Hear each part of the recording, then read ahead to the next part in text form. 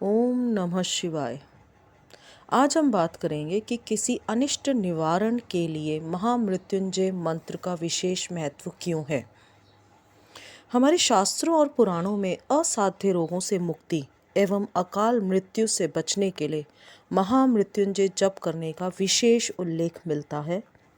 महामृत्युंजय भगवान शिव को प्रसन्न करने का मंत्र है तथा इसके प्रभाव से व्यक्ति मौत के मुंह में जाते जाते बच जाते हैं तथा मरणासन रोगी भी महाकाल शिव की अद्भुत कृपा से जीवन पा लेते हैं।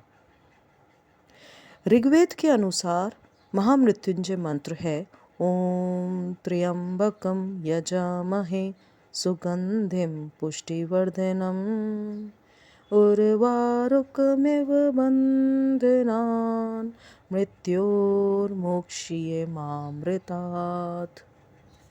किसी भावी बीमारी, दुर्घटना, अनिष्ट ग्रहों के दुष्प्रभावों को दूर करने, मृत्यु को टालने, आयुवर्धन के लिए 1.25 लाख महामृत्युंजय मंत्र का जप करने का विधान है।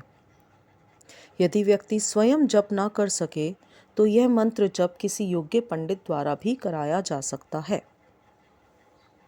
इस मंत्र का अर्थ है हम त्र्यंबकम अर्थात 3 नेत्रों वाले भगवान शिव की पूजा करते हैं।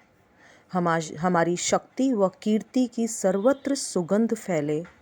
मैं पुष्टिवर्धक खरबूजे की भांति मृत्यु के बंधन से मुक्त हो जाऊं, अमृत से नहीं, जन्म मृत्यु के चक्कर से हमारी मुक्ति होकर हमें मोक्ष मिले। काल सर्प दोष से पीड़ित व्यक्ति महाशिवरात्रि के दिन यदि चांदी की नाग नागिन का जोड़ा शिवलिंग पर चढ़ाएं और रात्रि में महामृत्युंजय मंत्र का उच्चारण 108 बार करें तो वह पूर्व जन्म के दोषों व शापों से पूर्णतया मुक्त हो जाता है। पद्म पुराण में महर्षि मार्कंडेय कृत महामृत्युंजय मंत्र का स्त्रोत व वर्णन मिलता है, जिसके अनुसार महामुनि मृकुंडु के कोई संतान नहीं थी, इसलिए उन्होंने पत्नी सहित कठोर तप करके भगवान शंकर को प्रसन्न किया।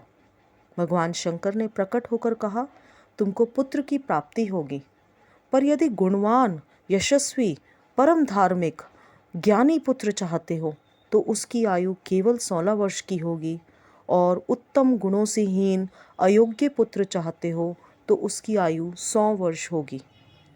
इस पर मुनि मृकुंडु ने कहा, मैं गुण संपन्न पुत्र ही चाहता हूँ, भले ही उसकी आयु छोटी क्यों ना हो, मुझे गुणहीन पुत्र नहीं चाहिए।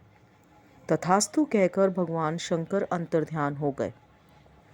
मुनि ने बेटे का नाम मार्कंडेय रखा। वह बचपन से ही भगवान शिव का परम भक्त था।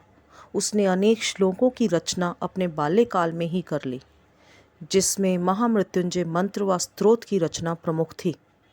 जब उसने 16वें वर्ष में प्रवेश किया तो मृकुंडु चिंतित हो गए और उन्होंने अपनी चिंता मार्कंडेय को बताई।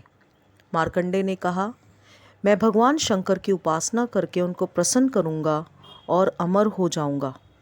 16वें वर्ष के अंतिम दिन जब यमराज प्रकट हुए तो मार्कंडेय ने उन्हें भगवान शंकर के महामृत्युंजय स्तोत्र का पाठ पूरा होने तक रुकने को कहा।